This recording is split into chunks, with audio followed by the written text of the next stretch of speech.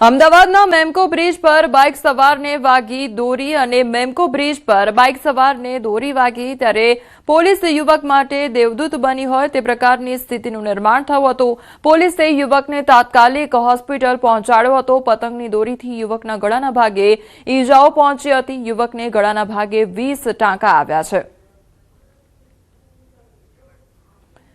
તો યુવકનો જીવ બચ્યો હોય તે પ્રકારની આ ઘટના સામે આવી છે, જ્યાં પોલીસ દેવદૂત બની હોય તે પ્રકારના દ્રશ્યો જોવા મળી રહ્યા છે। કારણ કે યુવક રસ્તા પરથી પસાર થઈ રહ્યો હતો ત્યારે તેને જે દોરી હોય તે વાગી હતી અને તેના કારણે આ યુવકને ગળાના ભાગે ઈજા પણ સર્જાઈ હતી। ત્યારબાદ તેને સારવાર અર્થે ખસેડવામાં આવ્યો હતો, જેમાં યુવકને 20 ટાંકા પણ આવ્યા છે।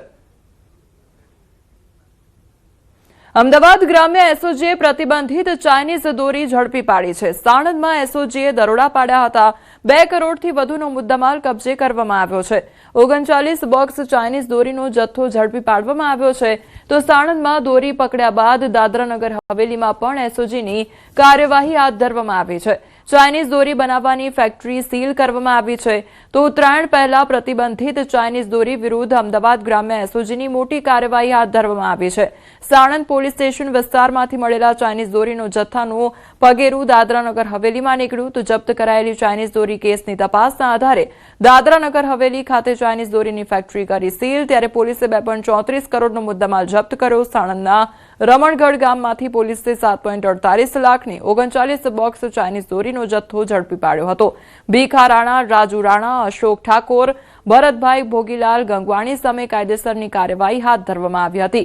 તો આણંદ માટે પણ ₹2.1 લાખનો ચાઇનીઝ દોરીનો જપ્ત કરવામાં આવ્યો જથ્થો। ત્યારે તપાસ હાથ ધરતા આ મુદ્દામાલ વાપીથી વિરેન કુમાર પટેલે મોકલ્યો હોવાનું ખુલ્યું। પોલીસે દાદરાનગર હવેલીમાં વંદના ઇન્ડસ્ટ્રીઝમાં રેડ કરી તો વંદના ઇન્ડસ્ટ્રીઝમાંથી ₹1.50 કરોડ કિંમતની 43,192 રીલ જપ્ત કરવામાં આવી। મશીનરી અને મટીરીયલ સહિત કુલ 2.34 કરોડનો મુદ્દામાલ જપ્ત કરી કેસની આગળની કાર્યવાહી હાથ ધરવામાં આવી છે।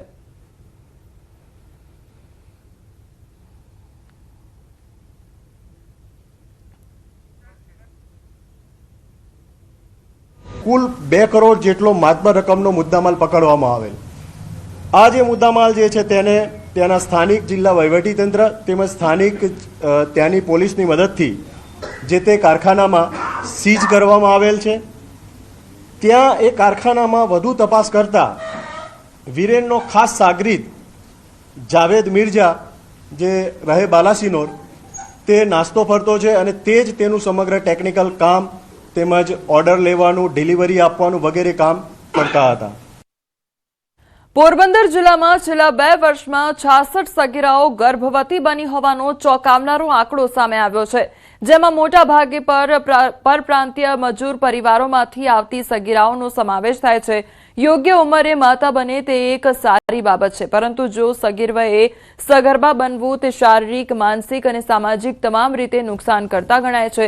નિષ્ણાંતોનું કહેવું છે કે આ ઉંમરે સગર્ભા બનેલી યુવતીઓ મેચ્યોર ન હોય અને લોહીના ટકા ઓછા હોય તેમજ બાળકોને સાચવતા ન આવડતું હોય તેવા અનેક પ્રશ્નો આવતા હોય છે। આ અંગે સમાજમાં શિક્ષણનો વ્યાપ વધારવો જરૂરી છે।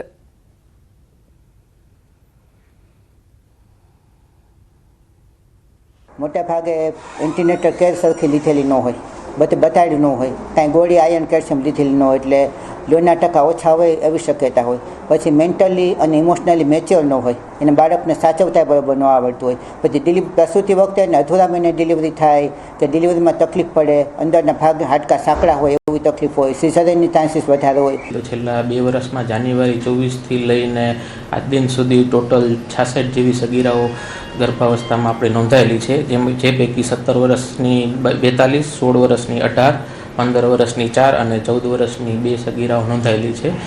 સગીરાઓમાં જે ગર્ભાવસ્થાની વાત કરીએ તો એ મોસ્ટલી પરપ્રાંતીય મજૂરો જે છે એ પૈકી જ આવે છે। બાંગ્લાદેશમાં હિન્દુઓ પર અત્યાચારનો મામલો સામે આવ્યો છે। મહેસાણામાં હિન્દુ સંગઠનોનું વિરોધ પ્રદર્શન હાથ ધરવામાં આવ્યું છે। સેવ હિન્દુ અને જાગો હિન્દુના નારા લગાવવામાં આવ્યા છે, ત્યારે મોટી સંખ્યામાં લોકો પ્રદર્શનમાં પહોંચ્યા છે। તો મહેસાણા ખાતે હિન્દુ સંગઠનોનું વિરોધ પ્રદર્શન હાથ ધરવામાં આવ્યું અને સેવ હિન્દુ અને જાગો હિન્દુના નારા પણ લગાવવામાં આવ્યા છે, ત્યારે મોટી સંખ્યામાં લોકો પ્રદર્શનમાં પહોંચ્યા છે અને તે લોકો દ્વારા વિરોધ હાથ ધરવામાં આવ્યો છે. તો બાંગ્લાદેશમાં જે હિન્દુઓને લઈને જે અત્યારે પરિસ્થિતિ જોવા મળી રહી છે, તે અત્યાચાર જોવા મળી રહ્યો છે, તેને લઈને આ વિરોધ કરવામાં આવી રહ્યો છે. મહેસાણામાં હિન્દુ સંગઠનો દ્વારા વિરોધ કરવામાં આવી રહ્યો છે. વિરોધ પ્રદર્શન હાથ ધરવામાં આવ્યું. તો સેવ હિન્દુ અને જાગો હિન્દુના નારા પણ લગાવવામાં આવ્યા છે. લોકો દ્વારા મોટી સંખ્યામાં લોકો પ્રદર્શનમાં પહોંચ્યા હતા અને તેમના દ્વારા નારા લગાવવામાં આવ્યા છે.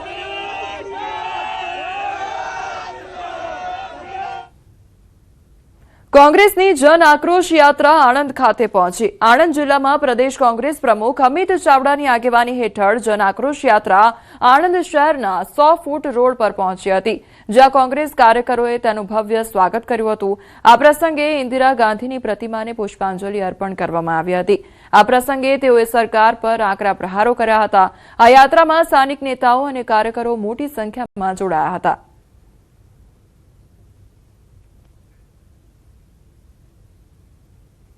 સરદાર સાહેબની જન્મભૂમિ નડિયાદથી શરૂ કરી અને એમની કર્મભૂમિ આણંદ કરમસદ ખાતે પહોંચી છે.